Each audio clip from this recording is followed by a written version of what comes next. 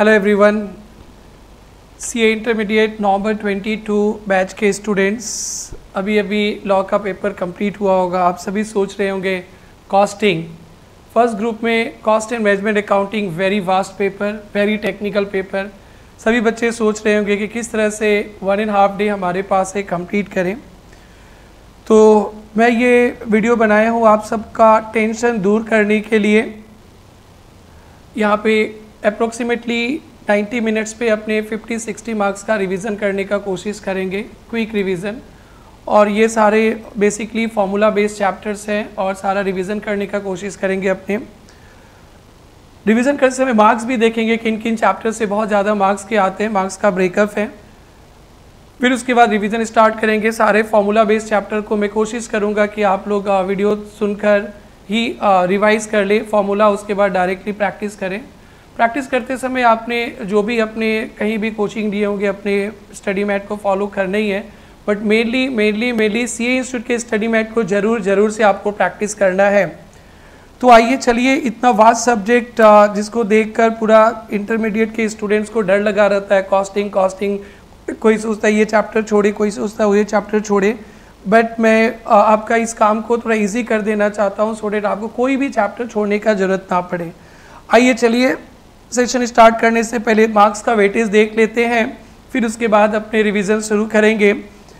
बेटा फर्स्ट है overview of cost and management accounting, 10 से 15 मार्क्स तक का है।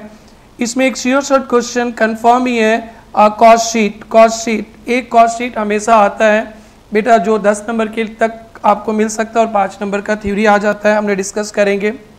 फिर बेटा ये वाला टॉपिक सबसे पहले लेंगे, चैप्टर 2, 35 to 40%, यानी आपके 100 नंबर पे 40 नंबर इन 5 चैप्टर्स पे होगा। इसी का रिवीजन हम लोग पहले शुरू करेंगे। फर्स्ट है मटेरियल कॉस्ट, हम लोग फर्स्ट स्टार्ट करेंगे material cost. Next chapter is employ cost, ये मटेरियल और employ purely formula based chapter है।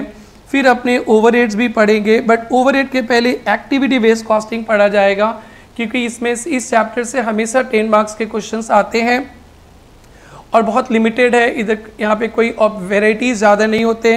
फिर recording of cost, recording and accounting of cost. बेटा ये 5 chapters equal to 35 to 40 marks. मैं कोशिश करूँगा ये 5 चैप्टर्स का सारे जो भी फॉर्मूला है, जो भी जनरल एंट्रीज है अकाउंटिंग पे, सब आपको याद करवाने का, रिवीजन कराने का, सो डेट आप जब आप खुद के स्टडी करने बैठोगे तो बहुत जल्दी से रिकॉल होएगा। फिर इसके बाद है बेटा मेथड्स ऑफ कॉस्टिंग में single unit output costing, job costing, batch costing. तो बेटा जॉब कॉस्टिंग, बैच कॉस्टिंग तो कॉस्ट शीट के साथ ही हम लोग कवर कर लेंगे।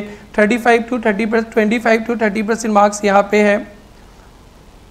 कॉन्ट्रैक्ट कॉस्टिंग का अपने अलग से पढ़ाई करेंगे, process costing, service sector, service costing. और 20 to 25 मार्क्स है बेटा आपके कंट्रोल और डिसीजन मेकिंग पे, जिस पे marginal costing purely formula based chapter है, standard costing purely formula based chapter है। यहाँ पे ज़्यादा क्वेश्चंस नहीं है, आपको फार्मूला याद रहे तो रिवीजन बहुत जल्दी से हो जाएगा। और एक बजट चैप्टर है। तो बेटा चलिए शुरू करते हैं अपने आज का रिवीजन सेशन। रिवीजन शुरू करेंगे अपने मटेरियल चैप्टर से। मटेरियल चैप्टर के पहले कुछ बेसिक कंसेप्ट्स, थोड़ा सा बेसिक कंसेप्ट भी देखेंगे, 5 मार्क्स का आ सकता है। जब हम लोग पढ़ रहे सब्जेक्ट कॉस्ट अकाउंटिंग, तो कॉस्ट अकाउंटिंग क्या है हम सबको पता है। Cost accounting is a process of accounting which begins with recording of income and expenditure, process of accounting which begins with recording of income and expenditure and ends with preparation of statements and reports for the purpose of cost accounting के objective. ये 5 objective आपको ध्यान रखने हैं। तो what is cost accounting, कभी exam में आ गया तो बोलेंगे accounting is a process of cost accounting is a process of accounting which begins with recording of income and expenses. ध्यान रखेंगे कॉस्ट अकाउंटिंग में ओनली इनकम और एक्सपेंसेस का रिकॉर्डिंग होएगा और इससे बहुत सारे स्टेटमेंट्स एंड रिपोर्ट्स बनाया जाता है फॉर द पर्पज ऑफ क्या क्या काम करेंगे कॉस्ट अकाउंटिंग, यही इसका ऑब्जेक्टिव है। ये पहला इंपॉर्टेंट क्वेश्चन नवंबर 22 स्टूडेंट्स के एग्जाम के लिए। फर्स्ट है objective is ascertainment of cost. Cost accounting income expenditure का रिकॉर्ड करता है सो डेट कॉस्ट का एसरटेनमेंट कर पाए। Determination of selling price, cost control, cost reduction. First था ascertainment of cost, next selling price, third cost control, decision making and profit. तो बेटा आप लोग बोल सकते हैं कॉस्ट अकाउंटिंग का ऑब्जेक्टिव कॉस्ट कैलकुलेट करना, सेलिंग प्राइस कैलकुलेट करना, प्रॉफिट कैलकुलेट करना, डिसीजन मेकिंग में हेल्प करना and control. 5 objective. The first question आपको एग्जाम के लिए ध्यान रखना है, कॉस्ट अकाउंटिंग का 5 objective, ascertainment of cost, ascertainment of selling price, ascertainment of profit, cost, profit, selling price, cost control, decision making. बेटा यहाँ पे cost control, cost reduction term मिला, this is also very very very very important. और एक बात, जो भी इस मैथ से मैं पढ़ा रहा हूँ, ये मैथ आप लोग जो भी बच्चे यूट्यूब पे देख रहे हैं, ये आप लोग को लिंक मिल जाएगा, आप डाउनलोड कर लीजिएगा। Cost reduction, cost control, cost reduction cost control का डिफरेंस या definition very very very very important है, ये हमेशा के लिए इंपॉर्टेंट है। कॉस्ट कंट्रोल का मतलब guidance, regulation bye executive for control. Cost control के लिए जो एफर्ट डालते हैं, कॉस्ट कंट्रोल की जो स्टेप्स लेते हैं, उसे कहते हैं cost control. And cost reduction is the achievement of real permanent reduction in cost. Cost control क्या एक एफर्ट है to control cost, and cost reduction is real and permanent achievement of reduction. जो cost कम गया उसे कहते हैं cost reduction, और जो कोशिश करते हैं उसे कहते हैं बेटा cost control. In cost control standard budgets are set up are accepted not changed. Cost control में क्या करते हैं, जो बजट है उसको ही अचीव करने का कोशिश करते, उसी में कंट्रोल है। And cost reductions the very step budgets and standards are change and effort are made to improve. हम लोग कोशिश करते हैं कि उससे भी बेटर करें, इसे कहते हैं कॉस्ट रिडक्शन। तो बेटा ये ध्यान रखना, cost control is an effort है, एक एफर्ट है, एक कोशिश है, और कॉस्ट रिडक्शन बेटा जो रियल अचीवमेंट है, this is very very important. बेटा कॉस्ट अकाउंटिंग का ऑब्जेक्टिव आप लोग पढ़े होंगे, calculation of cost, profit, selling price. तो कॉस्ट के बारे में थोड़ा समझना है तो कॉस्ट यूनिट समझना पड़ेगा। कॉस्ट यूनिट का मतलब होता है units of measurement. Cost unit का मतलब होता है यूनिट्स ऑफ मेजरमेंट। हमेशा क्वेश्चन नंबर 6 में कॉस्ट यूनिट के क्वेश्चंस रहते ही हैं। Cost unit is the unit of measurement जिसमें कॉस्ट को एक्सप्रेस करते हैं। Cost unit is unit of measurement in which cost are express. बस ये टर्म ध्यान रखेंगे, terms in which cost are expressed. And cost unit जो बेटा KG, kilogram, metre, units, litre, ये सब होते हैं कॉस्ट यूनिट। जो स्पेशल कॉस्ट यूनिट होता है, स्पेशल कॉस्ट यूनिट जो हमेशा एग्जाम पे आपको देखने मिलेगा, वो बेटा सर्विस इंडस्ट्रीज पे होटल का कॉस्ट यूनिट, सर्विस सेक्टर में कॉस्ट यूनिट कॉम्पोजिट होता है, कॉम्पोजिट। जैसे होटल में रूम डे देखेंगे बेटा, और एजुकेशनल इंस्टीट्यूशन में पर स्टूडेंट वाइज ध्यान देंगे बेटा। हॉस्पिटल में भी रूम डे लगेगा, पर bed per day. Transport very very important, हमेशा एग्जाम पे आता है। पैसेंजर किलोमीटर भी हो सकता है, टन किलोमीटर भी हो सकता है। सिनेमा हॉल, सिनेमा देखने जाएंगे आप एग्जाम देने के बाद, पर शो पर टिकट, ये 4 आपको ध्यान रखना है बेटा। एजुकेशनल इंस्टीट्यूशन में तो स्टूडेंट वाइज हो गया, पेपर वाइज भी हो सकता है, कोचिंग सेंटर में आवर वाइज भी हो सकता है, बट पर स्टूडेंट लिखेंगे। होटल एंड हॉस्पिटल में पर रूम पर डे चार्ज किया जाता है। ट्रांसपोर्ट, पैसेंजर ट्रांसपोर्ट होगा तो पैसेंजर किलोमीटर, गुड्स वगैरह के लिए रहेगा टन, केजी, किलोमीटर। और cinema hall per show per ticket. Cost unit समझ गए। कॉस्ट यूनिट मतलब हम जैसे कॉस्ट अकाउंटेंट कोई भी प्रोडक्ट या सर्विस का कॉस्ट कैलकुलेट करके उसे एक्सप्रेस करते यूनिट्स ऑफ मेजरमेंट में, जो यूनिट्स ऑफ मेजरमेंट है उसे cost unit, composite cost unit ध्यान रखेंगे बच्चा लोग। होटल का रूम डे, हॉस्पिटल का भी रूम डे, ट्रांसपोर्ट का तो कभी भूलना ही नहीं आपको, पैसेंजर किलोमीटर, टन किलोमीटर, और सिनेमा तो देखने जाना ही है, पर show per ticket. Cost centre, cost object. बेटा कॉस्ट ऑब्जेक्ट का मतलब होता है कॉस्ट अकाउंटेंट जिस किसी का भी कॉस्ट कैलकुलेट करता है, हम जैसे कॉस्ट अकाउंटेंट जिसका भी कॉस्ट कैलकुलेट करते हैं उसे कहते हैं कॉस्ट ऑब्जेक्ट। एक लाइन का डेफिनेशन याद रखेंगे, anything for which separate ascertainment of cost is desired. Cost object, objective, cost का ऑब्जेक्ट, जिस चीज का भी आप कॉस्ट कैलकुलेट करना चाहते हैं, दैट बिकम कॉस्ट ऑब्जेक्ट। ये प्रोडक्ट भी हो सकता है, सर्विस भी हो सकता है। कॉस्ट सेंटर मतलब एक डिपार्टमेंट हो गया, जिसका आप कॉस्ट कैलकुलेट करेंगे, like production department, service department, research department, computer department, accounts department, इसे कहते हैं कॉस्ट सेंटर। बेटा कॉस्ट ऑब्जेक्ट और कॉस्ट सेंटर इंटर रिलेटेड है। आप किसी प्रोडक्ट का कॉस्ट जानना चाहते हो तो कॉस्ट ऑब्जेक्ट हो गया प्रोडक्ट, उस प्रोडक्ट का कॉस्ट जानने के लिए बहुत सारा डिपार्टमेंट्स का कॉस्ट को इकट्ठा करना पड़ेगा। Each department is called cost centre. Cost center means whole organization divided smaller part section. Each part section is treated as cost center for which cost is ascertained. Cost center is a location, person or item of equipment for which cost may be ascertained. ये कोई location भी हो सकता है, person भी हो सकता है, इक्विपमेंट भी हो सकता है जिसका आप कॉस्ट कैलकुलेट करोगे। और कॉस्ट सेंटर का डिपार्टमेंट वाइज कॉस्ट इकट्ठा करते करते करते आप कॉस्ट ऑब्जेक्ट यानी प्रोडक्ट या सर्विस का कॉस्ट कैलकुलेट करेंगे। कॉस्ट ऑब्जेक्ट ब्रॉडर सेंस है और उसे अचीव करने के लिए डिपार्टमेंट वाइज कॉस्ट कैलकुलेट करेंगे कॉस्ट सेंटर। कॉस्ट ऑब्जेक्ट क्या है? Anything for which separate ascertainment of cost is desired. Cost centre क्या है? Department, simple department for which cost can be measured calculated. Cost unit क्या है? Units of measurement in which cost can be express. पांच term सिखा दिए बेटा। Cost accounting का objective calculation of cost, profit, selling price, cost control, cost reduction, decision making. Cost unit आप cost unit is the units of measurement जिसमें cost को express करेंगे। Units of measurement जिसमें कॉस्ट को एक्सप्रेस करेंगे। Composite unit hotel industry, room day, transport, passenger kilometre, ton kilometre, hospital, room day, cinema hall, per show, per ticket ध्यान रखेंगे।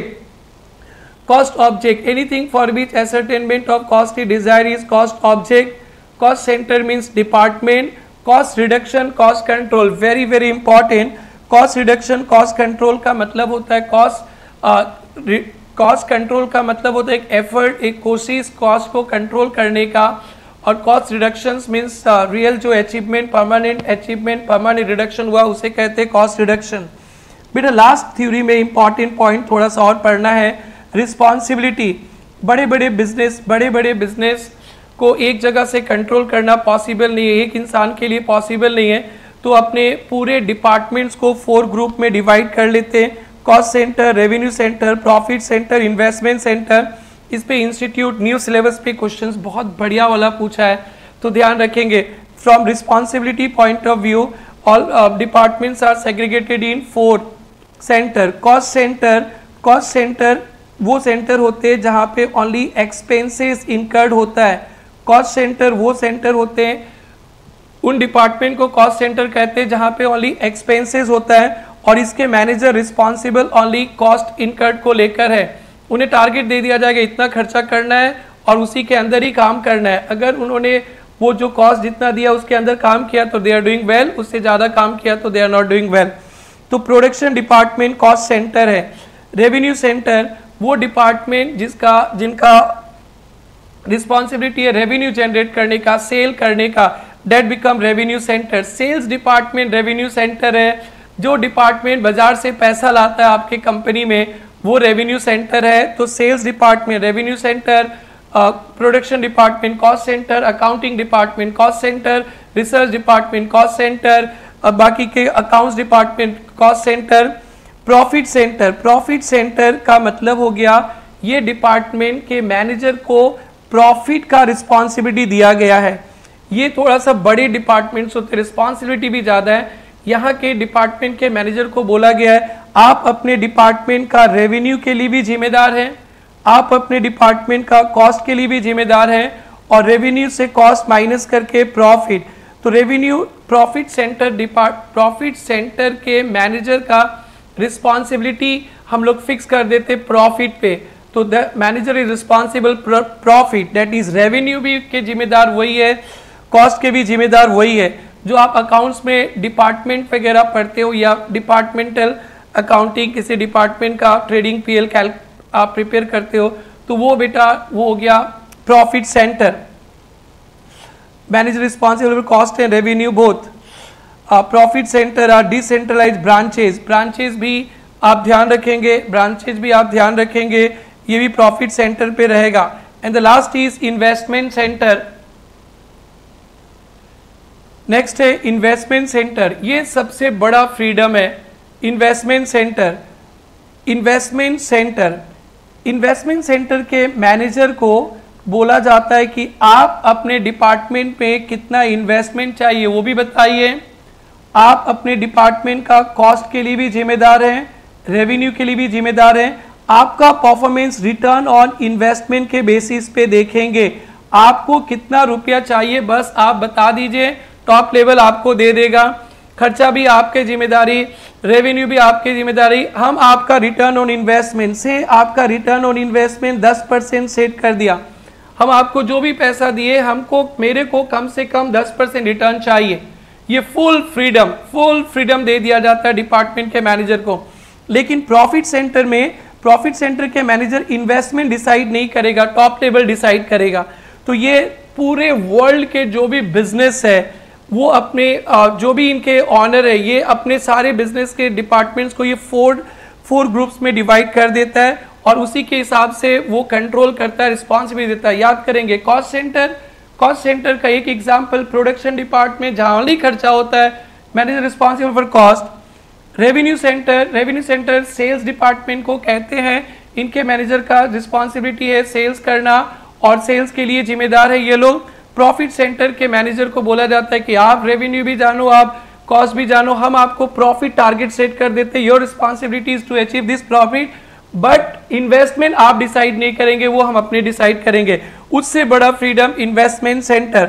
बेटा अभी 2-3 साल के अंदर एक क्वेश्चन नंबर 6 में एक क्वेश्चन आया था, आप जरूर से वो देख लीजिएगा। वो first time in the history of CA intermediate था और इसी के बेसिस पे तो इन्वेस्टमेंट सेंटर का परफॉर्मेंस मेजरमेंट होगा रिटर्न ऑन इन्वेस्टमेंट। फिर बेटा हम लोग चलेंगे कॉस्ट का बहुत सारे क्लासिफिकेशंस हैं, हम लोग 2 बार पढ़ेंगे, अभी फर्स्ट टाइम पढ़ रहे हैं। Classification of cost on the basis of behaviour, पूरे कॉस्टिंग में आपको ये जरूरत पड़ेगा चैप्टर का। बिहेवियर के बेसिस पे कॉस्ट का कॉस्ट के 4 क्लासिफिकेशन है, fix cost, variable cost, semi variable cost and semi fix cost. But basically आपके बुक में 3 ही मिलता है।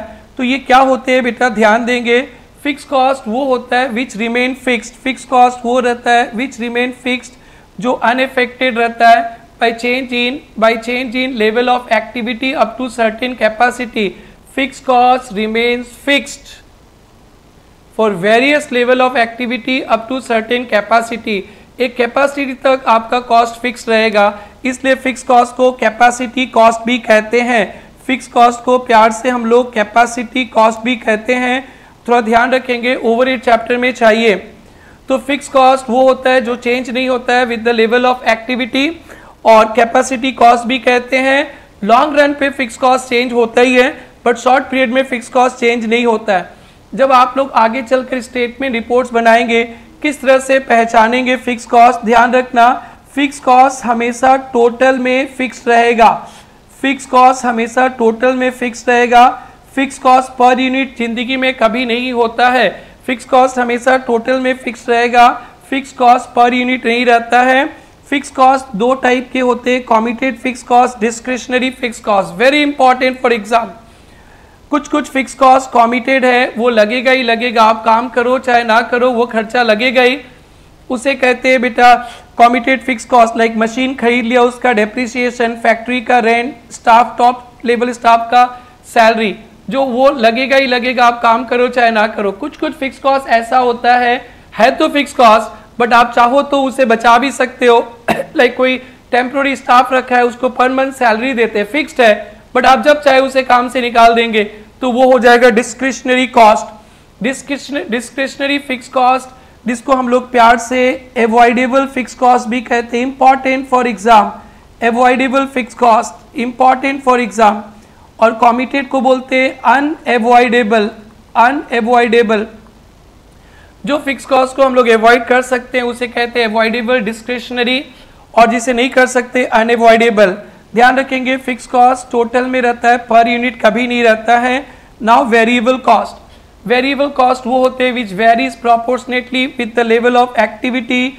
वेरिएबल कॉस्ट वो होते हैं which varies proportionately with the level of activity, वो वेरी करेगा proportionately with the level of activity. Normally direct expenses, that is direct material, direct labor, direct expenses are variable cost, direct material, direct labor, direct expenses, variable cost। कैसे पहचानेंगे variable cost को? Variable cost per unit constant, variable cost per unit constant. Fix cost को कैसे पहचानेंगे? Fix cost total constant, fix cost total constant, avoidable fix cost को avoid कर सकते हैं, अनअवॉइडेबल फिक्स कॉस्ट को अवॉइड नहीं कर सकते। Variable cost varies with level of activity, और वेरिएबल कॉस्ट को कैसे पहचानेंगे, पर यूनिट रहेगा, पर यूनिट फिक्स रहेगा, पर यूनिट फिक्स रहेगा। सेमी वेरिएबल कॉस्ट, कुछ कुछ कॉस्ट होता है बेटा, कुछ कुछ कॉस्ट होता है जिसमें फिक्स्ड भी रहता है, जिसमें वेरिएबल भी रहता है, इसे कहते हैं सेमी वेरिएबल कॉस्ट। कुछ कुछ कॉस्ट है जो फिक्स भी रहता है, वेरिएबल भी,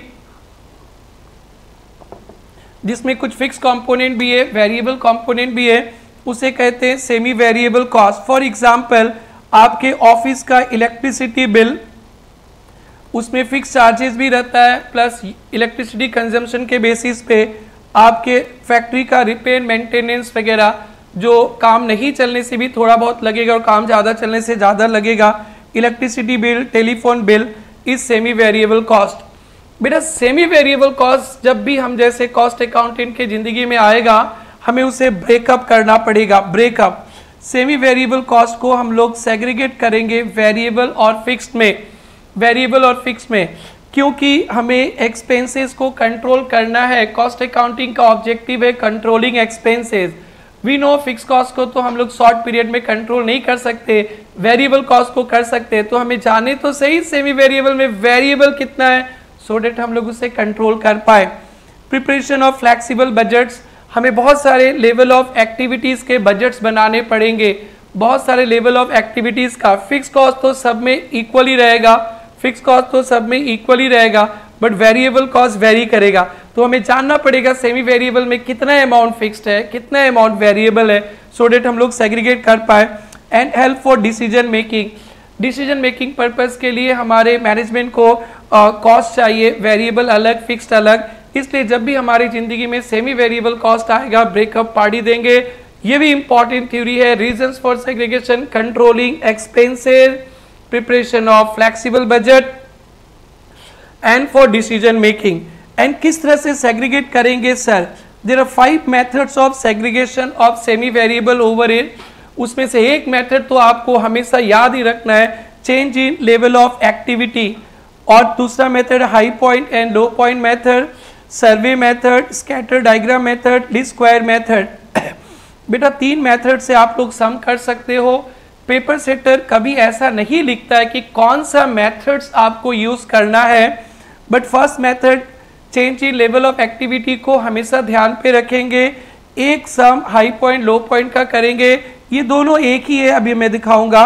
और मेथड ऑफ लीस्ट स्क्वायर का एटलीस्ट एक सम जरूर से आप लोग को करके जाना है। और सर्वे मेथड तो प्रैक्टिकल के लिए नहीं है, ऐसे थ्योरेटिकल पर्पस के लिए स्कैटर डायग्राम बना के भी दिखा सकते हैं, प्रैक्टिकल के लिए नहीं, थ्योरी के लिए। तो there are 5 methods of segregation of semi variable overhead. Change in level of activity, किस तरह से change in level of activity में काम करते, variable cost per unit, change in cost by change in level of activity. हम लोग variable cost per unit, हमें 2 level of activity दिए रहेंगे, तो दोनों का जो कॉस्ट का डिफरेंस है उसको बोलते हैं change in cost by change in level of activity. तो वेरिएबल कॉस्ट मिल गया। फिर टोटल फिक्स कॉस्ट कैसे निकलेगा? किसी भी लेवल का आप टोटल कॉस्ट ले लेंगे, उससे टोटल वेरिएबल कॉस्ट पता चली जाएगा, आपको माइनस कर देंगे तो फिक्स कॉस्ट। जरूर से इसमें एक सम प्रैक्टिस कीजिएगा आप लोग।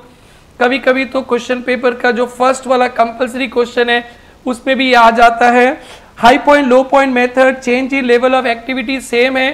Change in level of activity में 2 लेवल ऑफ एक्टिविटी चाहिए। अगर 2 से ज्यादा दे दिया, अगर पेपर सेटर ने 2 से ज्यादा लेवल ऑफ एक्टिविटी दे दिया है तो आप लोग को 2 ही लेवल ऑफ एक्टिविटी चाहिए, तो आप लोग एक हाई पॉइंट और लो पॉइंट ले लेंगे, जो हाई लेवल ऑफ एक्टिविटी, जो लो लेवल, और अल्टीमेटली काम यही करना है। तो change in level of activity आप सीख जाते हैं तो हाई पॉइंट लो पॉइंट भी होगा। ध्यान रखेंगे हाई पॉइंट लो पॉइंट तब यूज करते हैं जब 2 से ज्यादा लेवल ऑफ एक्टिविटी दिया है, बट आपको तो चाहिए 2 ही लेवल ऑफ एक्टिविटी, तो हाई वाले को लीजिएगा, लो वाले को लीजिएगा, और काम वही करना है, change in cost by change in level of activity, variable cost. Next बेटा मेथड ऑफ लीस्ट स्क्वायर या इक्वेशन मेथड। अगर पेपर सेटर बोलता है आपको 2 लेवल ऑफ एक्टिविटी दे दिया, आप लीस्ट स्क्वायर मेथड से ही करो, तब तो आपको ये करना पड़ेगा। आज तक इतिहास में कभी नहीं हुआ बट न्यू सिलेबस में जो पेपर सेट हो रहा है every year some creativity is there. So सभी से रिक्वेस्ट है कि पुराने पेपर को देखोगे तो आपको नहीं पढ़ना चाहिए, बट क्रिएटिविटी को देखेंगे तो आपको पढ़ के जाना चाहिए। आइए इस पे डिस्कस करते हैं। लीस्ट स्क्वायर मेथड में दो इक्वेशन बनाएंगे, दो लेवल ऑफ एक्टिविटी रहेगा। y is equal to M x plus C, Y is equal to M x plus C. ये सारे क्वेश्चंस आपको स्टडी मेट पे मिलेंगे, जरूर से एक एक क्वेश्चंस करेंगे। y का मतलब होता है टोटल कॉस्ट, m का मतलब होता है वेरिएबल ओवरहेड पर यूनिट, वो पता ही नहीं m ही रहेगा, और x का मतलब होता है volume, level of activity, production दिया रहेगा। तो x will be given m, तो m ही रहेगा, और c is equal to fix cost. दो इक्वेशन बनाएंगे, सोल्व कर देंगे, यहाँ पे c कैंसिल हो जाएगा और आपका फिर वेरिएबल कॉस्ट वहां से निकल जाएगा। वेरिएबल कॉस्ट इक्वेशन में डाल देंगे तो फिक्स कॉस्ट भी आ जाएगा। बेटा ये था आपके फर्स्ट कुछ बेसिक से आपको जो देखना है। इसमें था कॉस्ट अकाउंटिंग के 5 objective, calculation of cost, profit, selling price, cost control, cost reduction, decision making. फिर उधर ही मिल गया cost control, cost reduction, very important. जो एफर्ट करते हैं उसे कहते हैं कॉस्ट कंट्रोल, और जो रिडक्शन हो गया, जो अचीवमेंट हो गया, उसे कहते हैं रिडक्शन। फिर मैंने आपको बताया था cost object, anything for which cost ascertainment is a cost object. Cost centre का मतलब होता है डिपार्टमेंट, कॉस्ट यूनिट का मतलब होता है units of measurement in which cost is express, और composite unit service industry, hotel, room, per day, hospital, per room, per day, cinema hall, per show, per ticket, transport, per passenger kilometre, ton kilometre ध्यान रखेंगे।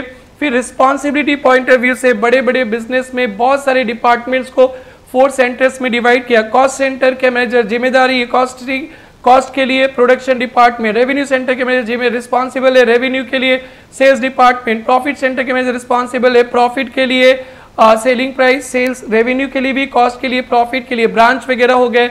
और investment centre, यहाँ के manager को return on investment target देते हैं। ये manager investment भी डिसाइड करते, कॉस्ट भी खुद ही डिसाइड करेंगे, रेवेन्यू भी खुद डिसाइड करेंगे, प्रॉफिट भी खुद ही, और इनका परफॉर्मेंस का इवेल्युएशन होगा return on investment.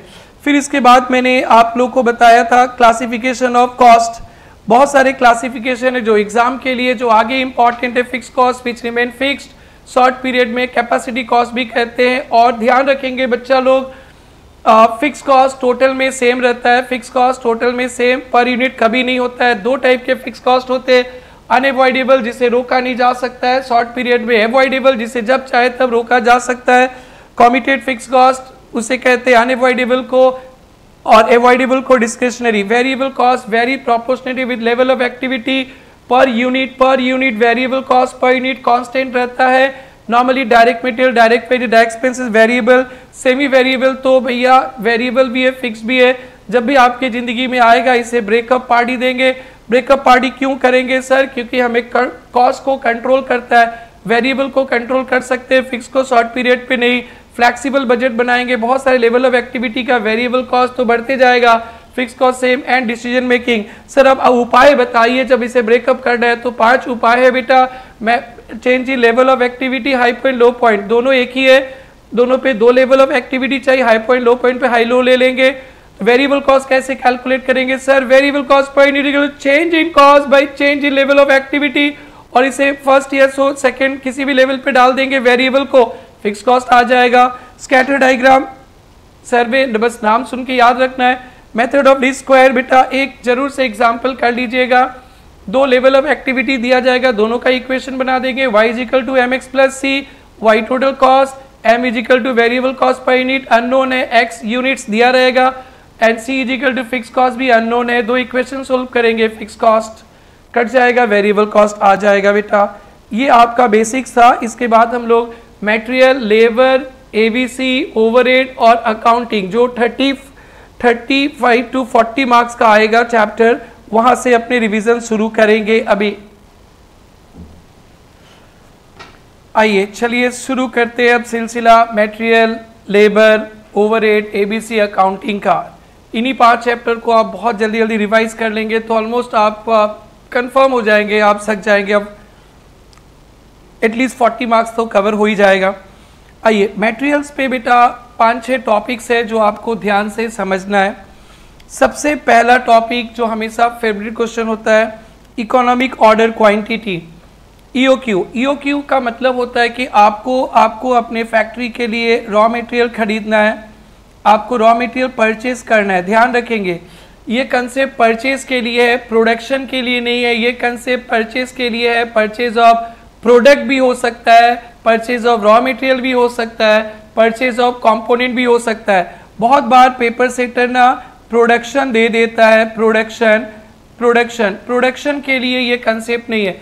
Economic order quantity हमें ये सिखाता है कि एक बार में कितना क्वांटिटी खरीदें सो डेट हमारा कैरिंग कॉस्ट और ऑर्डरिंग कॉस्ट कम होए।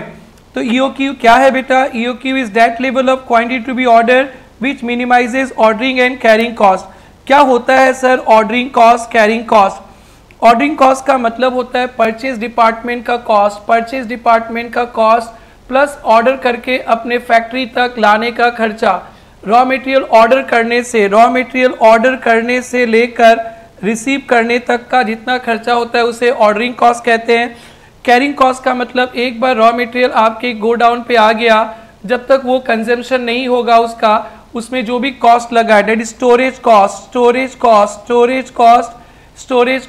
स्टोर रूम का खर्चा, स्टोर रूम का इलेक्ट्रिसिटी, स्टोर रूम का रेंट, स्टोर कीपर का सैलरी, जो इंश्योरेंस प्रीमियम जो आपने मटेरियल खरीद के रखा है उसका इंश्योरेंस का है प्रीमियम, इसमें जो पैसा ब्लॉक हुआ इंटरेस्ट कॉस्ट, इसे कहते हैं कैरिंग कॉस्ट। तो बेटा EOQ means that level of quantity to be ordered at which total ordering cost will be equal to total carrying cost. और कैरिंग कॉस्ट कैसे कैलकुलेट किया जाता है? टोटल कैरिंग कॉस्ट कैसे कैलकुलेट किया जाता है? Average stock divided by average stock into carrying cost per unit per annum. ध्यान रखेंगे कैरिंग कॉस्ट किस तरह से कैलकुलेट करेंगे? Average stock into carrying cost per unit per annum, average stock into carrying cost per unit per annum. Average stock कैसे calculate करेंगे बेटा? जो ईओक्यू रहेगा, EOQ divided by 2 into carrying cost per unit per annum. Average stock कैसे calculate करेंगे? जो आप order देते EOQ divided by 2 into carrying cost per unit per annum. अगर आप कुछ minimum stock through out the year maintain रखते हैं उस पर तो पूरा साल भर का कैरिंग कॉस्ट लगेगा, उसका एवरेजिंग नहीं करते। अगर आप कुछ मिनिमम सेफ्टी स्टॉक रखते थ्रू आउट द ईयर उसको डायरेक्टली कैरिंग कॉस्ट से मल्टीप्लाई कर देंगे total carrying cost. But EOQ जो होता है वो एक बार आपके गोडाउन में आएगा फिर धीरे धीरे कंजम्पशन होकर 0 हो जाएगा, तो ईओक्यू बाई 2। तो ध्यान रखिएगा बहुत इंपॉर्टेंट कैलकुलेशन होगा जब आप सम सोल्व करेंगे। स्टडी मेट के सारे क्वेश्चन सोल्व कीजिएगा आप लोग। Total carrying cost is equal to average stock into carrying cost per unit per annum. Ordering cost कैसे कैलकुलेट होता है? टोटल ऑर्डरिंग कॉस्ट कैसे कैलकुलेट होता है? टीओसी, नंबर ऑफ ऑर्डर्स आप कितने देंगे into ordering cost per order. TOC कैसे कैलकुलेट होता है? Number of orders into ordering cost per order, number of orders into ordering cost per order. Sir number of orders कैसे calculate करेंगे बेटा? Annual demand divided by quantity per order, sir क्या चीज का annual demand लेंगे बेटा? आपको जो सामान खरीदना है, आपको रॉ मटेरियल खरीदना है, आपको कंपोनेंट खरीदना है, आपको प्रोडक्ट खरीदना है, बनाना नहीं खरीदना है। आप जिसका भी खरीदने चाहेंगे, जो भी खरीदना चाहेंगे उसका annual demand by quantity per order, ordering cost per order दिया रहेगा। ध्यान रखेंगे ऑर्डरिंग कॉस्ट मतलब परचेज डिपार्टमेंट का खर्चा से लेकर फैक्ट्री तक माल आने तक का सारा खर्चा ऑर्डरिंग कॉस्ट। सर ईओक्यू किस तरह से कैलकुलेट करेंगे? बेसिकली ईओक्यू 3 टाइप से कैलकुलेट होता है, बट आपको एग्जाम के लिए 2 टाइप ध्यान देना है। एक है मैथमेटिकल अप्रोच ईओक्यू, अभी हम लोग पढ़ेंगे ईओक्यू, और टेबुलर मेथड। सर कब ईओक्यू लगाएंगे, कब टेबुलर मेथड? जब डिस्काउंट पॉलिसी रहेगा, जब बहुत सारे डिस्काउंट पॉलिसी रहेगा तब हम लोग टेबुलर मेथड से काम करेंगे, और जब बहुत सारे डिस्काउंट पॉलिसी नहीं है तो ईओक्यू एक फॉर्मूला यूज करेंगे। ध्यान देंगे ईओक्यू का फॉर्मूला क्या है? √2 into annual demand into ordering cost per order 2AO/C। ए क्या है sir? Annual demand of material लिखिएगा, एनुअल डिमांड ऑफ कंपोनेंट लिखेंगे, एनुअल डिमांड ऑफ प्रोडक्ट लिखेंगे, वो प्रोडक्ट जो आप परचेज करने वाले हो। ध्यान दीजिएगा, ध्यान दीजिएगा, ध्यान दीजिएगा, आपको प्रोडक्शन करना है, प्रोडक्शन खरीदना नहीं है।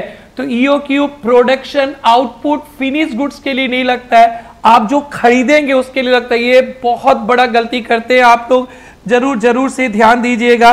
ऑर्डरिंग कॉस्ट पर ऑर्डर दिया रहेगा, carrying cost per unit per annum किस तरह से कैलकुलेट करते, cost per unit purchase price दिया रहेगा, उसमें कैरिंग कॉस्ट का परसेंटेज दिया रहेगा, मल्टीप्लाई कर देंगे carrying cost per unit per annum. तो ईओक्यू कैसे कैलकुलेट करेंगे, √2 into annual demand into ordering cost by carrying cost per unit per annum. Annual demand में अलर्ट रहना बेटा, एनुअल डिमांड रॉ मटेरियल का लेंगे, मंथली डिमांड देता है तो इंटू 12 कर देंगे, वीकली डिमांड देगा तो इंटू 50 वीक्स या 52 वीक्स, जैसा पेपर सेटर ने दिया है उस तरह से आप कर लेंगे। बट प्रोडक्ट का डिमांड नहीं लेंगे, प्रोडक्ट का डिमांड से रॉ मटेरियल कंपोनेंट का एनुअल डिमांड कैलकुलेट कर लीजिएगा। आपने बहुत क्वेश्चंस किया होगा, विशेष रूप से ध्यान दीजिएगा। ये ईओक्यू कैलकुलेट हो जाएगा। ईओक्यू में टोटल कॉस्ट कैसे कैलकुलेट करेंगे, तो ईओक्यू में सबसे पहले लिखते हैं परचेज प्राइस, परचेज प्राइस में एनुअल डिमांड, एनुअल डिमांड एक साल में जो आप खरीदेंगे into purchase price per unit, annual demand into purchase price per unit. Total ordering cost, total ordering cost कैसे कैलकुलेट करेंगे, number of orders into ordering cost per order दिया रहेगा। नंबर ऑफ ऑर्डर्स नहीं दिए रहेंगे तो annual demand, number of orders नहीं दिए रहेंगे तो बेटा आपको सिखाया गया था annual demand divided by quantity per order. Total carrying cost कैसे आएगा बेटा, quantity by 2 into carrying cost per unit per annum. ये आ गया बेटा आपका टोटल कॉस्ट, टोटल कॉस्ट। आपको इस तरह से टोटल कॉस्ट कैलकुलेट कर। और एक बात जरूर से ध्यान रखिएगा, जब आप ईओक्यू कैलकुलेट करेंगे, ईओक्यू कैलकुलेट करेंगे, TOC will be equal to TCC. EOQ के लेवल पे TOC is equal to TCC, ये दोनों बराबर रहेगा। आप जरूर से चेक कर लीजिएगा, कभी फ्रैक्शन कभी डेसिमल आ गया तो वेरी करेगा, अदरवाइज सेम। कुछ कुछ अच्छी अच्छी बातें, अगर ईओक्यू आ गया 100.25 यूनिट्स में तो आप 100 यूनिट्स ले सकते हैं बेटा। और नंबर ऑफ ऑर्डर्स 2.35 है, तो रियल लाइफ में तो 2.35 नहीं होगा, 2 ऑर्डर्स होगा या 3 ऑर्डर्स, बट कैलकुलेशन पर्पस के लिए 2.35 ऑर्डर्स ही लेना। यूनिट्स को आप राउंड अप कर लेना, यूनिट्स को आप राउंड अप कर लेना, बट नंबर ऑफ ऑर्डर्स के केस में डेसिमल पे ही रखिएगा आप लोग। ईओक्यू में और एक छोटा सा पॉइंट पूछा जाता है, interval between order, interval between orders, interval between orders किस तरह से कैलकुलेट करेंगे। इंटरवल बिटवीन ऑर्डर्स बेटा एक साल में 365 days divided by number of orders, एक साल में 12 months divided by number of order. कभी कभी पूछा जाएगा इंटरवल बिटवीन ऑर्डर्स, तो 365 days divided by number of orders, तो 2 ऑर्डर के बीच का गैप पता चल जाएगा कितने दिनों में, या 12 months divide by number of order, जरूर से पढ़िएगा। सर टेबुलर मेथड के बारे में आप कुछ बोलने चाह रहे थे। यस, जब डिस्काउंट पॉलिसी देगा हर एक डिस्काउंट पॉलिसी को चेक करेंगे और यही कंसेप्ट रहेगा, परचेज प्राइस, टीओसी, टीसीसी। जरूर से एक टेबुलर मेथड पढ़ के जाएंगे। न्यू सिलेबस में अभी तक नहीं आया है, आप स्टडी मैट पे भी होगा, आप जरूर से पढ़ के जाएंगे। ईओक्यू, जब हम लोग ईओक्यू से कॉस्ट कैलकुलेट करते हैं, ये कॉस्ट कम रहता है, बट कभी कभी हमारा सप्लायर हमें डिस्काउंट दे सकता है। जब हमारा सप्लायर हमें डिस्काउंट देगा तो वो क्वांटिटी खुद बता देता है। तो डिस्काउंट पॉलिसी के पॉइंट ऑफ व्यू से भी आप लोग टोटल कॉस्ट कैलकुलेट करना और फिर देखना कि आपका कॉस्ट मिनिमम किस में है। अगर ईओक्यू में तो ईओक्यू का बात मानना, अगर डिस्काउंट पॉलिसी में तो डिस्काउंट पॉलिसी को एक्सेप्ट करना। जब डिस्काउंट पॉलिसी देंगे परचेज प्राइस चेंज हो जाएगा तो कैरिंग कॉस्ट भी चेंज हो जाता है, परसेंटेज ऑफ परचेज प्राइस पे होता है। अगर पेपर सेटर ने बोल दिया carrying cost will remain same, तो carrying cost per unit per annum constant रखना, otherwise purchase price change, carrying cost per unit change. बेटा कभी कभी एक अच्छा क्वेश्चन और मिलेगा, आपसे पूछा जाता है कि how much discount to be negotiated. आप ईओक्यू का बात मान रहे हो, ईओक्यू के पॉइंट ऑफ व्यू से कॉस्ट आ गया 4000, सप्लायर बोलता है कि थोड़ा ज़्यादा सामान खरीदिए ना, अपने सप्लायर का भी पॉलिसी देख लिया तो आपका कॉस्ट हो गया 4200, तो आप सप्लायर को बोलेंगे साहब हमारा EOQ तो 4000 कॉस्ट दिया, आपका बात मानेंगे 4200 कॉस्ट हो जाएगा, 200 हमारा खर्चा बढ़ गया, आप हमें डिस्काउंट दीजिए 200 रुपया, तो हम आपका ऑफर को एक्सेप्ट करेंगे। डिस्काउंट पॉलिसी जरूर से एक सम देख के जाना, टेबुलर मेथड का देख के जाना, और बाकी नॉर्मल EOQ तो हमेशा ही आता है, एवरग्रीन है, बट एनुअल डिमांड आप जिसका खरीदोगे उसका देखना। नेक्स्ट बेटा है stock levels. Very stock level हमारा ऑब्जेक्टिव कंट्रोल भी है, तो बहुत सारा स्टॉक लेवल फिक्स करके रखते हैं, ध्यान देंगे बेटा। सबसे पहले minimum stock level, safety stock level का फॉर्मूला है reorder level minus normal consumption, normal reorder period, normal reorder period या normal lead time. Minimum stock level is equal to reorder level minus normal consumption या average consumption into normal lead time या average lead time. Reorder level minus average consumption into average lead time. Maximum level बहुत high होगा, reorder level plus reorder quantity बहुत high रखना है, बहुत high रखना है, तो कंजम्पशन मिनिमम माइनस करेंगे, minus minimum consumption minimum lead time. तो बेटा मिनिमम लेवल कैसे होगा, reorder level minus normal consumption into normal lead time. Maximum level बहुत हाई होगा, reorder level plus reorder quantity minus minimum consumption into minimum lead time. ध्यान रखिए जब maximum चाहिए तो मिनिमम कंजम्पशन माइनस करेंगे। रीऑर्डर लेवल मिनिमम और maximum level के बीच, मिनिमम के ऊपर मैक्सिमम के बीच, मिनिमम मैक्सिमम के बीच बेटा ये होता है आपका मिनिमम लेवल, ये होता है मिनिमम लेवल, ये होता है मैक्सिमम लेवल, और ये होता है रीऑर्डर लेवल। मैं आज समझाने तो नहीं आया हूँ, मैं आप लोग को याद कराना चाहता हूँ, इसलिए इस पर डिटेल डिस्कशन नहीं चाहना चाह रहा हूँ, बस जैसे तैसे आपको रिकॉल करवा दूँ और कम समय में आप बहुत ज़्यादा कवरेज कर लो, सो दैट किसी भी बच्चा को कोई चैप्टर छोड़ के नहीं जाना पड़े। 50% से ज़्यादा सिलेबस में डाउन कर देगा और आपको टन रिवाइज करना है। मिनिमम लेवल मैक्सिमम लेवल के बीच एक लेवल होता है रीऑर्डर लेवल, यहाँ पे स्टॉक रहता है तो हम लोग ऑर्डर प्लेस करते हैं। तो मैक्सिमम लेवल पढ़ लिए बेटा, maximum level is equal to reorder level plus reorder quantity minus minimum consumption into minimum lead time. Minimum stock level reorder level minus normal consumption normal lead time. और reorder level का तीन calculation है। Reorder level minimum level से तो ऊपर ही होगा, minimum level से ऊपर, तो हम लोग ऐसे कर सकते हैं safety stock plus lead time consumption. Minimum stock को सेफ्टी स्टॉक भी कहते हैं, सेफ्टी स्टॉक में प्लस लीड टाइम कंजम्पशन, या minimum stock level plus normal consumption into normal lead time, या ये भी नहीं दिया है तो maximum consumption into maximum lead time. बेटा ये तीन फॉर्मूला याद करना बेटा, ये टॉपिक भी कभी 10 नंबर दिला सकता है।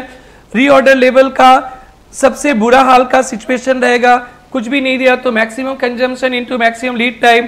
सर मिनिमम स्टॉक लेवल दिया है, चलो minimum stock level plus normal या average consumption into normal lead time, और या सर ये सब भी नहीं दिया तो safety stock plus lead time consumption. Minimum reorder level निकल गया, मैक्सिमम लेवल निकल जाएगा, reorder level plus reorder quantity minus minimum consumption minimum lead time. अब आप मिनिमम स्टॉक लेवल भी कैलकुलेट कर सकते हो रीऑर्डर लेवल से, reorder level minus normal consumption. आप देखिए इन दोनों फॉर्मूला को मिलाकर एक साथ भी कर सकते हैं, आप reorder level minus normal consumption और नॉर्मल लीड टाइम।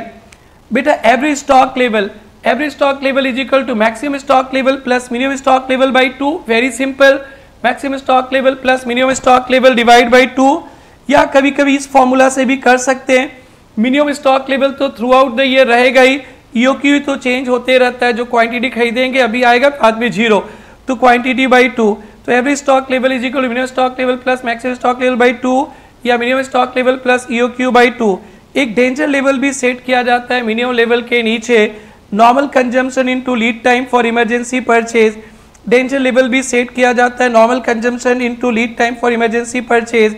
ये बेटा 5 स्टॉक लेवल है बेटा, 5 स्टॉक लेवल। सबसे पहले हमने minimum stock level reorder level minus normal consumption into normal lead time, maximum level reorder level plus reorder quantity minus minimum consumption minimum lead time, reorder stock level reorder stock level maximum consumption maximum lead time भी कर सकते, और अगर हमारा minimum level निकल गया है तो minimum level plus normal consumption into normal lead time, कुछ भी नहीं है तो बेटा safety stock plus lead time average आप दो तरीका से कैलकुलेट करते, maximum plus minimum divided by 2, maximum stock level plus minimum stock level divide by 2, या minimum stock level plus EOQ divide by 2।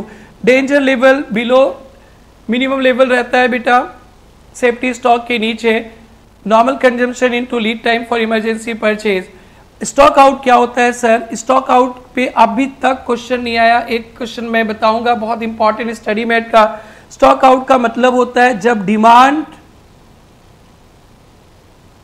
Greater than stock, आपको raw material चाहिए 100 units, आपके stock में है 80 यूनिट्स, जब हमारा स्टॉक से ज़्यादा हमारा रिक्वायरमेंट होता है तो हम अपने पूरे रिक्वायरमेंट को फुलफिल नहीं कर पाएंगे, उसे कहते हैं स्टॉक आउट। नेक्स्ट टॉपिक है बेटा very very important theoretical, last batch last exam में प्रैक्टिकल आया था, एबीसी एनालिसिस। ये कंट्रोल का टेक्निक है। आपके गोडाउन में बहुत सारे मटेरियल्स रहते हैं, सभी मटेरियल्स में इन्वेस्टमेंट अलग है, कोई बहुत सस्ता दाम का रहता है, कोई बहुत कॉस्टली रहता है, कोई मीडियम। आपको पता है जो बहुत कॉस्टली रहता है उसका क्वांटिटी कम, और जो बहुत सस्ता रहता है उसका क्वांटिटी बहुत ज़्यादा, और मीडियम का सब कुछ मीडियम। तो आपको क्या करना है, अपने इन्वेंट्री को 3 ग्रुप में क्लासीफाई करना है, इन्वेंट्री को 3 ग्रुप में क्लासीफाई करना है। ग्रुप ए में वो आइटम्स आते हैं नॉर्मली, ग्रुप ए में वो आइटम्स आते हैं नॉर्मली जिसमें कॉस्ट 70% है। पूरा इन्वेंट्री अगर 100 रुपया का है, 70 रुपया 70 rupees is cost but quantity is 10। और सी ग्रुप में वो होते हैं जिसमें कॉस्ट कम है, क्वांटिटी ज़्यादा। और बी ग्रुप में वो होते हैं जिसमें सब मीडियम है, ना तो ए में है ना तो सी में है, इसे कहते हैं एबीसी एनालिसिस। सर इसे क्लासीफाई करके करेंगे क्या? ग्रुप ए में बहुत हाई लेवल ऑफ कंट्रोल रखेंगे क्योंकि यहाँ क्वांटिटी कम, वैल्यू बहुत ज़्यादा। ग्रुप सी में लो लेवल ऑफ कंट्रोल रखेंगे क्योंकि क्वांटिटी बहुत है, कॉस्ट बहुत कम। और ग्रुप बी में मीडियम लेवल ऑफ कंट्रोल रखेंगे। ग्रुप ए में टॉप लेवल भी ध्यान रखेगा कि यहाँ पे थोड़ा भी मटेरियल ऊपर नीचे हुआ, घपला हुआ तो कंपनी का बहुत नुकसान होगा। ये डिस्क्रिमिनेशन कंट्रोल का तरीका है, जिसमें पैसा ज़्यादा लगा, जिसमें इन्वेस्टमेंट ज़्यादा है उस पर ज़्यादा कंट्रोल, और कम वाले पे भी थोड़ा कंट्रोल और मीडियम कंट्रोल रखना है। बेटा एक एग्जाम्पल दिया है, ये देख कर पता चलता है। Number of varieties 3875। आपके गोडाउन में 4000 आइटम्स है, एक 15 आइटम्स, एक 110, एक 3875। आप देखेंगे 96% क्वांटिटी इधर लगा है, 2.75 इधर, 0.375 इधर। वैल्यू में 20, 30, 50 इसको देखकर पता चल जाता है। थर्ड वाले को बोलेंगे ए क्योंकि क्वांटिटी ओनली 15% है और वैल्यू 50%। और जिस प्रोडक्ट में यूज होता है प्रोडक्ट में भी इसका कंट्रीब्यूशन बहुत ज़्यादा है। और इसको बी रखेंगे और इसको सी देखकर पता चलता है, जरूर से पढ़िएगा। मैं ये सब डिटेल में नहीं चाह रहा हूँ, मैं बस कोशिश कर रहा हूँ कि आपने जो भी ट्यूशन में पढ़ा है उसको रिकॉल करवा दूँ। आप खुद पढ़ेंगे तो मेंटल स्ट्रेस होंगे, टाइम लगेगा, मैं बोल दूँ तो जल्दी रिकॉल होगा। आपको अच्छी तरह से पढ़ना है। बेटा एक और theory VED, vital, essential, desirable. यहाँ पे भी अपने इन्वेंट्री को क्लासीफाई करेंगे। जो प्रोडक्शन को इफेक्ट करता है, फाइनल प्रोडक्ट को इफेक्ट करता है, उसके बेसिस पे वाइटल वो होते हैं जिसके unavailability can interrupt the production process. वो मटेरियल्स जो नहीं रहे तो आपका प्रोडक्शन कम जाएगा, उसे वाइटल, उसको तो कभी कम नहीं रखना है। एसेंशियल वो होते हैं जिसके अनअवेलेबिलिटी प्रोडक्शन को तो कम नहीं करेगा बट थोड़ा सब स्टैंडर्ड हो जाएगा, क्वालिटी ऑफ प्रोडक्ट कम जाएगा। और डिजायरेबल मतलब inability does not cause any production. कुछ डिजायरेबल कुछ और भी मटेरियल है जो नहीं रहे तो कोई फर्क नहीं पड़ेगा, ना तो प्रोडक्शन रुकेगा ना क्वालिटी खराब। तो इसमें क्या होता है, वाइटल पे बहुत ज्यादा ध्यान देंगे क्योंकि ये नहीं है प्रोडक्शन रुक जाएगा। उससे लो लेवल एसेंशियल इंपॉर्टेंट है, ये नहीं है तो प्रोडक्ट का क्वालिटी खराब होगा, प्रोडक्शन तो होगा क्वालिटी खराब हो जाएगा, फिर इस पे ध्यान भी देना। और डिजायरेबल को भी लो लेवल ऑफ कंट्रोल रखना है। बेटा इनपुट आउटपुट रेशियो ये हम लोग कैलकुलेट करते हैं मटेरियल का क्वालिटी जानने के लिए। Input by output ratio. तो जो इनपुट कम लगेगा, आउटपुट ज़्यादा होगा, वो मटेरियल अच्छा है। और इनपुट बहुत ज़्यादा लगेगा तो वो मटेरियल ख़राब है। सपोज मटेरियल ए में इनपुट आउटपुट रेशियो 120 है, यानी 120 इन करेंगे तो 100 आउट होगा, यानी 20 लॉस। और मटेरियल बी का 110% इनपुट आउटपुट है, 110 इन करेंगे तो 100 आउट होगा, तो ये मटेरियल में वेस्टेज वगैरह कम है मटेरियल बी में। Inventory turnover ratio last exam पे आया था, आप एफए में भी पढ़ोगे। हमारे गोडाउन में बहुत सारे मटेरियल रहते हैं, हम लोग इसके टर्नओवर रेशियो कैलकुलेट करते हैं कि how fast inventory is moving. Material consume by average stock, material consume कैसे कैलकुलेट करेंगे? Opening stock plus purchase minus closing stock. Average stock तो opening stock plus closing stock by 2।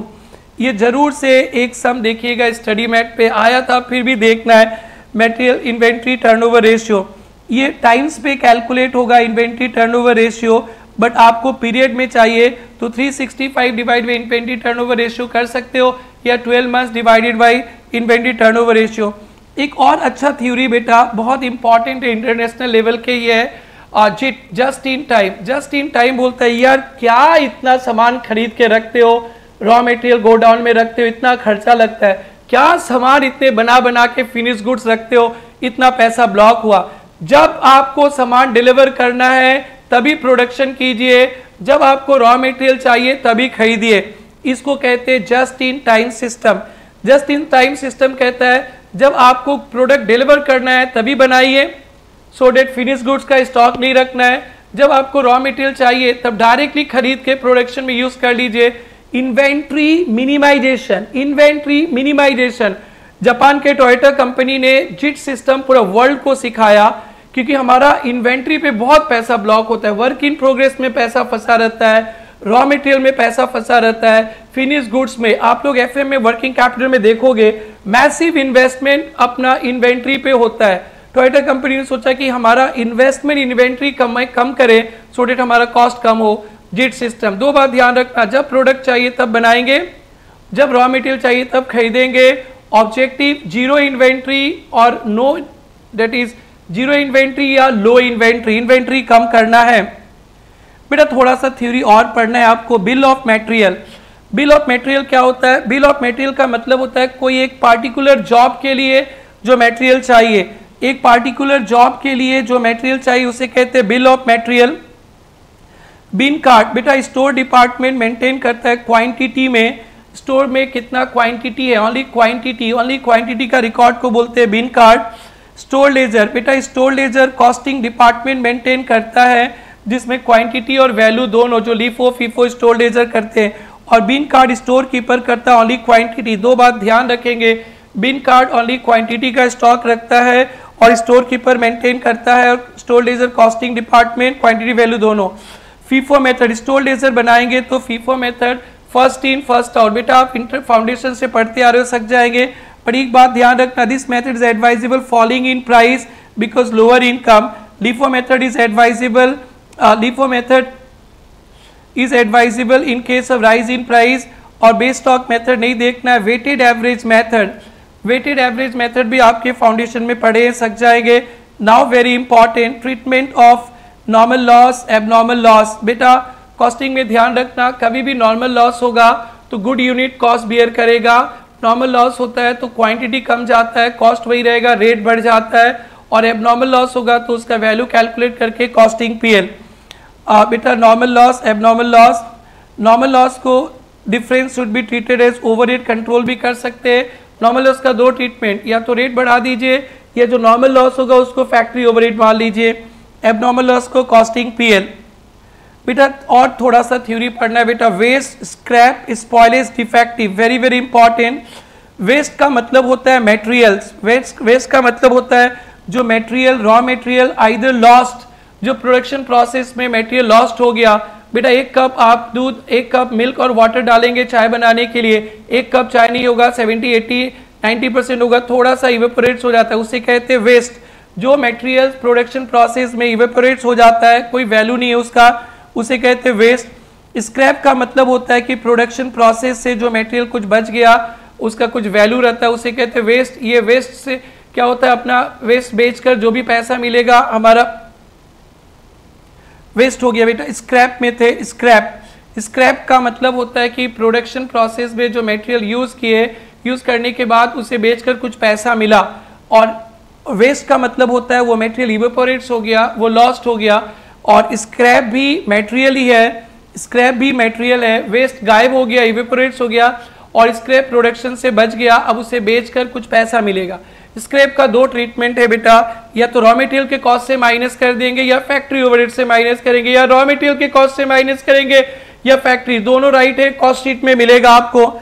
Spoilage का मतलब होता है प्रोडक्शन जो badly damage cannot be rectified.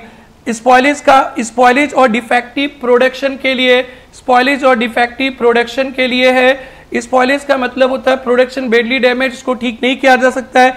Defective मतलब production जो डैमेज हो गया बट उसे आप ठीक कर सकते हैं। ऑब्सोलेसेंस का मतलब कोई आउटडेटेड हो गया, ऑब्सोलेसेंस का मतलब कोई आउटडेटेड हो गया बेटा, ध्यान रखना। ट्रीटमेंट नॉर्मल लॉस ओवरहेड में डाल देंगे या रेट इन्फ्लेट कर देंगे, abnormal loss costing PL. Waste बेटा नॉर्मल होगा तो गुड यूनिट बियर करेगा, एबनॉर्मल कॉस्टिंग पीएल। और स्क्रैप का बेटा 2-3 ट्रीटमेंट है, नॉर्मल है तो कोई प्रॉब्लम ही नहीं है बेटा। Cost of normal scrap is borne by good unit, but scrap को बेचकर मतलब कुछ बेचकर कुछ पैसा अगर मिलता है, या तो रॉ मटेरियल के कॉस्ट से भी माइनस कर सकते हैं या फैक्ट्री ओवरहेड से भी माइनस कर सकते हैं। स्पॉइलेज नॉर्मल होगा तो कॉस्ट बियर करेगा, और एबनॉर्मल होगा costing PL. Defective same, obsolescence same. Next बेटा वेरी वेरी इंपॉर्टेंट, इसमें 2-3 बार क्वेश्चंस आ चुके न्यू सिलेबस में। सम ट्रेड डिस्काउंट, बेटा हम लोगों को कॉस्ट ऑफ रॉ मटेरियल भी चाहिए। जब cost of raw material calculate करते ट्रेड डिस्काउंट, क्वांटिटी डिस्काउंट को डिडक्ट करते हैं परचेज प्राइस से, और कैश डिस्काउंट को कुछ नहीं करते। Subsidy, grant, road toll tax ये सब प्लस करते। जीएसटी अगर आईटीसी मिलेगा तो प्लस नहीं होगा, आईटीसी नहीं मिलेगा तो प्लस हो जाएगा। Custom duty added. डिमरेज का मतलब होता है ट्रांसपोर्ट से हमने मटेरियल टाइम से नहीं लिया, पेनल्टी लगा तो ये कॉस्ट में प्लस नहीं होगा। डिटेंशन भी कॉस्ट में प्लस नहीं होगा। कॉस्टिंग पीएल पेनल्टी भी नहीं होगा। रास्ते में insurance charges, commission, brokerage, freight inward cost में ऐड करेंगे। कंटेनर का चार्जेस लगता है, अगर नॉन रिटर्नेबल है तो कॉस्ट में प्लस कर देंगे। रिटर्नेबल है तो जो डिफरेंस अमाउंट, लाइक हमने कंटेनर का पैसा दिया 10 रुपया, कंटेनर वापस करेंगे हमें मिल जाएगा 7 रुपीज, 3 रुपीज कॉस्ट में प्लस कर देंगे, या पहले 10 प्लस कर दो बाद में 7 माइनस कर देना। ये बेटा हो गया आपके मटेरियल कॉस्ट। आप लोग इसको 1-2 बार अच्छी तरह से सुनकर सीए मैट के सारे क्वेश्चंस करेंगे, और क्वेश्चन करते समय एक क्वेश्चन मिलेगा स्टॉक आउट का, जरूर से कीजिएगा। और जो बच्चे ये देख रहे हैं इनके पास ये मैट नहीं है, ये आपको वीडियो लेक्चर के साथ ही लिंक कर दिया जाएगा, अपलोड करके लिंक शेयर कर दिया जाएगा, आप लोग डाउनलोड कर सकते हैं।